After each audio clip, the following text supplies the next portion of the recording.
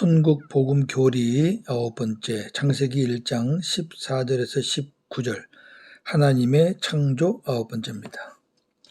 하나님이 이르시되 하늘의 궁창에 광명체들이 있어 낮과 밤을 나뉘게 하고 그것들로 징조와 계절과 날과 해를 이루게 하라. 또 광명체들이 하늘의 궁창에 있어 땅을 비추라 하시니 그대로 되니라.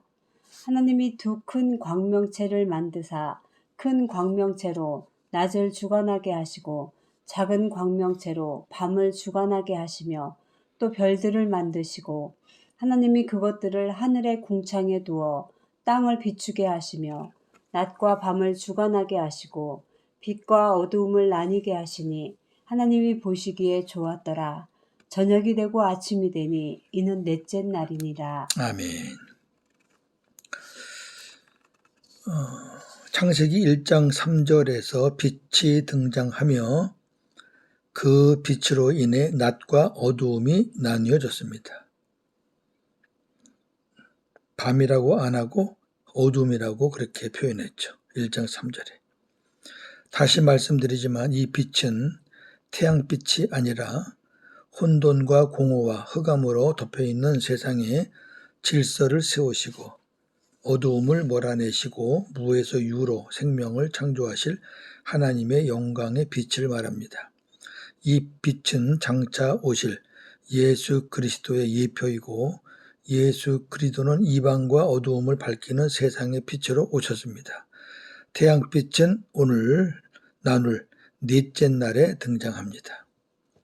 오늘은 하나님의 천지 창조 중 넷째 날과 다섯째 날 창조에 대해서 말씀드리겠습니다.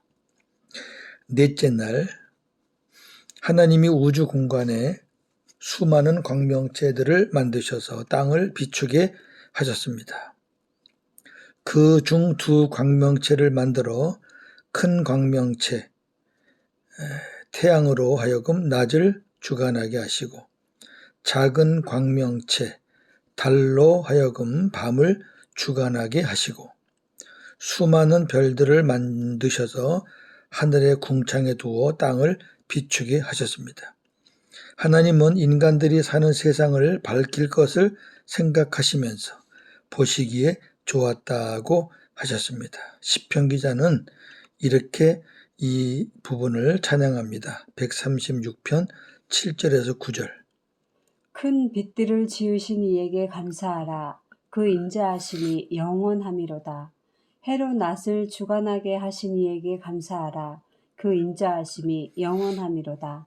달과 별들로 밤을 주관하게 하신 이에게 감사하라. 그 인자하심이 영원함이로다. 아멘. 수많은 광명체 중에서 지구를 선택하신 하나님께서 지구에 생명을 주시고 이 광명체들을 전기불처럼 사용하신 것입니다. 이로써 지구의 징조, 해가 뜨고 지는 겁니다. 사시, 봄, 여름, 가을, 겨울 4계절입니다. 일자, 자전과 공전입니다. 연한, 24시간 365일 이런 것들이 시작되었습니다. 넷째 날입니다. 그거 기억하시면 좋을 날이죠. 고대 문명을 보면 하나님이 만드신 피조물들, 해, 달, 별들을 숭배하는 죄를 범했습니다. 일반적인 사람들은 눈에 보이는 그 무엇을 우상화시켜서 섬기거나 숭배하는 것을 좋아합니다. 그러나 성도들은 천지 만물을 창조하시고 별, 해, 달 전부 다 하나님이 만드셨잖아요. 그리고 다스리시는 하나님만 섬기고 경배해야 할 것입니다. 다섯째 날입니다. 창세기 1장 20절에서 23절. 하나님이 이르시되 물들은 생물을 번성하게 하라. 땅이 하늘의 궁창에는 새가 나르라 하시고 하나님이 큰 바다 짐승들과 물에서 번성하여 움직이는 모든 생물을 그 종류대로 날개 있는 모든 새를 그 종류대로 창조하시니 하나님이 보시기에 좋았더라. 하나님이 그들에게 복을 주시며 이르시되 생육하고 번성하여 여러 바닷물에 충만하라. 새들도 땅에 번성하라 하시니라. 저녁이 되고 아침이 되니 이는 다섯째 날이니라. 아멘.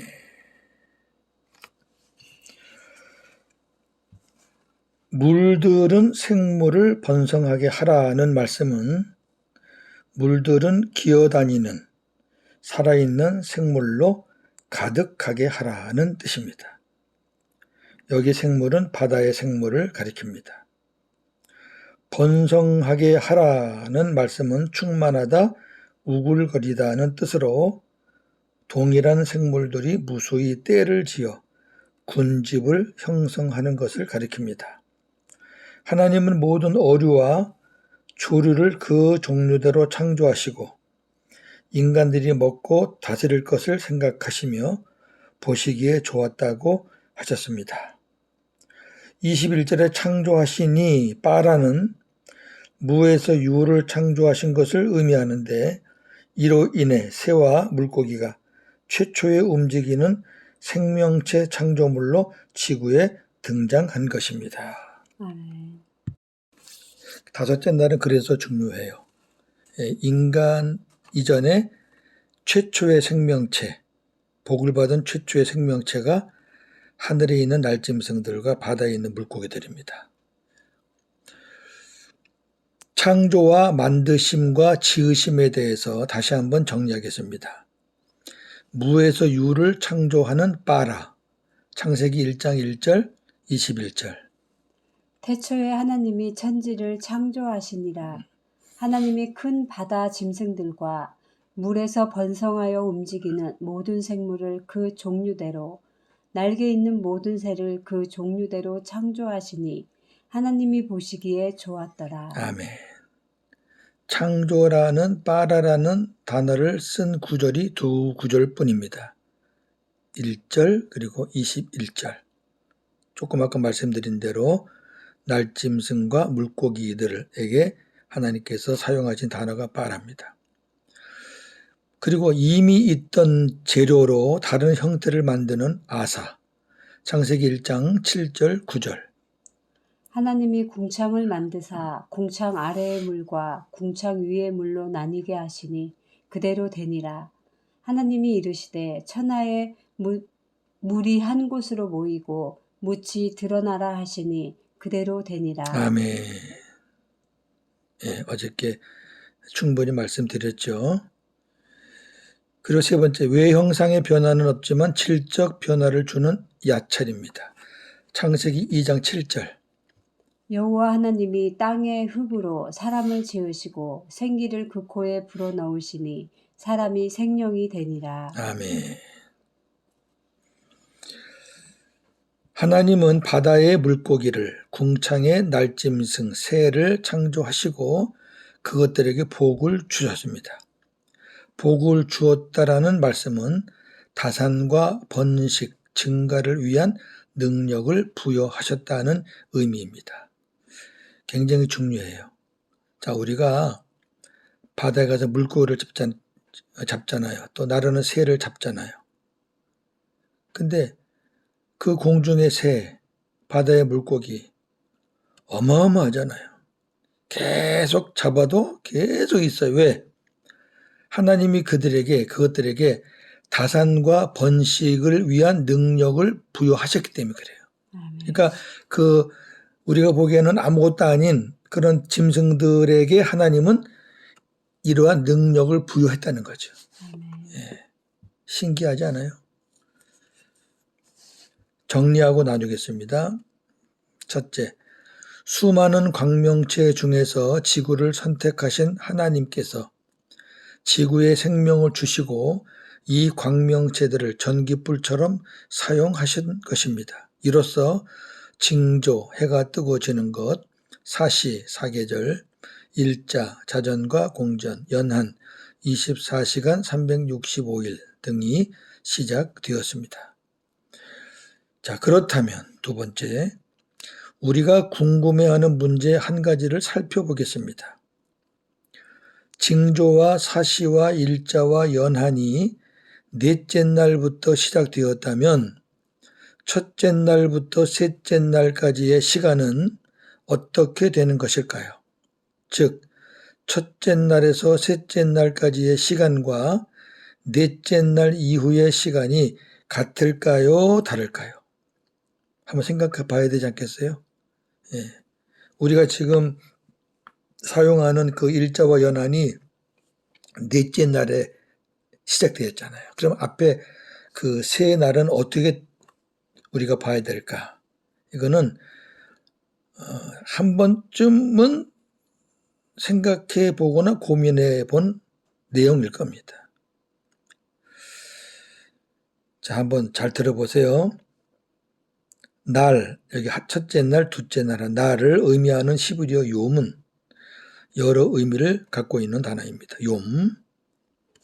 한 7가지 정리했어요. 첫째, 빛의 기간. 둘째, 일반적인 시간. 셋째, 일출에서 일몰까지. 이게 해가 있는 시간을 말하는 거죠. 빛의 기간과 같아요. 어떤 의미에서는. 그 다음에 넷째, 일몰에서 다음 일몰까지. 이건 하루예요. 24시간. 다섯째, 1년. 1년을 욤이라고도 한다고 말해요. 여섯 번째, 불특정한 어느 기간. 이것도 욤이에요. 일곱 번째, 길고 정해진 기간. 어느 시대, 또 어떤 기간, 그리고 계절. 이것도 욤이라고 쓴다는 거죠. 그러니까 욤이라는 단어 뜻이 엄청나게 많아요. 따라서 욤이 나오면 상황과 문맥에 따라서 해석해야 할 것입니다. 무조건 하루로 해석할 수 없고요. 또 무조건 뭐 불특정한 기간 또 혹은 1년 이렇게 해석할 수가 없어요. 상황을 봐야 돼요. 문맥의 상황을. 그럼 학자들은 어떻게 주장하고 있느냐? 학자들 중 혹자는 6일 창조를 주장해요. 어떻든 첫째 날, 둘째 날 나왔기 때문에 6일이다. 이렇게 주장하는 학자들이 있고요. 혹자는 6일 모두 불특정한 기간이다. 하나님만이 아시는 어떤 기간이다. 우리는 모른다. 그게 1년인지 그게 10년인지 그게 하루인지 우리는 모른다. 혹자, 특히 창조과학회에서는 이렇게 얘기합니다. 첫째 날부터 셋째 날까지는 불특정한 기간이고 왜? 넷째 날부터 연한과 기한 시작됐으니까. 그러니까 첫째 날부터 셋째 날까지는 그건 모른다. 하나님만이 아시는 불특정한 기간이고 넷째 날부터 여섯째 날까지는 하루다. 예. 왜? 24시간이 시작되어 있으니까. 그렇게 주장합니다. 저는 개인적으로 세 번째 주장을 동의합니다. 첫째 날부터 셋째 날까지는 하나님만이 아시는 불특정한 기간이고 넷째 날부터 여섯째 날까지는 넷째 날에 해, 달, 별이 창조되었기 때문에 만들어졌기 때문에 하루 그렇게 생각할 수 있다. 그러나 이 모든 주장은 학설일 뿐입니다. 오직 하나님만이 아실 것입니다. 그러니까 이거 갖고 너무 논쟁하지 말라 그 말이죠. 네, 이거 뭐 어떤 것이 옳다고 구원받고 못 받고 하는 건 아니니까 그저 하나님의 창조의 비밀을 그냥 비밀로 남겨두는 게 좋을 것 같습니다. 셋째, 다섯째 날 하나님은 바다의 물고기를 궁창의 날짐승 새를 창조하시고 그것들에게 다산과 번식을 위한 능력을 부여하셨습니다. 물고기와 날짐승들이 인간이 보기에는 하찮은 것 같지만 이 모든 것들이 하나님으로부터 다산과 번식을 위한 능력을 받고 스스로 살아가고 있다는 것이 참으로 신비하기만 합니다. 한번 생각해 보세요. 이것들에게 다산과 번식을 위한 능력을 주지 않았다면 지금 아마 종자가 씨가 말랐을 겁니다. 인간들이 얼마나 잡아먹어요. 그래도 계속 바다에는 물고기가 넘치고 하늘에는 새가 넘칩니다. 왜? 그것들에게 하나님께서 능력을 부여하셨기 때문입니다. 할렐루야. 아멘. 오늘도 복음으로 승리하는 하루가 되기를 주님의 이름으로 축원합니다. 아멘. 하나님 감사합니다. 오늘 넷째 날, 다섯째 날 말씀을 나누었습니다. 사실 하나님의 창조를 우리가 나눈다는 것이 조심스럽기만 합니다. 그러나 우리가 하나님의 자녀로서 최소한의 것을 알기를 원하는 마음으로 또 알아야 하나님을 우리가 경배하고 찬양할 수 있으므로 성경의 근거에서 일부분만 보고 있습니다. 오늘 넷째 날에 하나님이 지구를 선택하셔서 생명을 주시고 그리고 모든 광명체들을 전기불처럼 사용하셨습니다. 그래서 이 지구에 징조, 사시, 일자, 연한이 시작되었습니다. 감사합니다. 또한 다섯째 날에는 바다의 물고기들을 창대하게 하시고 궁창의 날짐승들을 또 가득하게 하셔서 그들에게 다산과 번식을 위한 능력을 부여하셨습니다. 이 모든 것은 다 인간들을 위해서 그렇게 하신 것입니다. 인간들이 다 먹어야 될 것들 아니겠습니까? 만약에 하늘에 나는 들짐승과 바다의 물고기가 없었다면 우리 인간이 어떻게 존재할 수가 있겠습니까? 인간들이 그렇게 잡고 먹고 죽여도 계속해서 바다에는 물고기가 하늘에 날짐승이 번식하고 있다는 것을 보면서 과연 하나님이 그것들에게 다산과 번식을 위한 능력을 주셨구나 하는 것을 우리가 깨달으면서 참으로 신비하기만 합니다. 우리가 하나님의 피조물을 하나하나 볼 때마다 예사롭게 보는 것이 아니라 참 하나님 너무 놀랍습니다. 이 모든 것을 하나님이 말씀으로 하셨고 또 우리 인간들을 위해서 하나하나 준비해 주셨다는 것 생각할 때 그저 이 아침에도 감사할 뿐입니다. 하나님 오늘도 영광 받으시고 저희들은 오늘도 복음으로 승리하게 하옵소서. 예수님의 이름으로 기도하옵나이다. 아멘.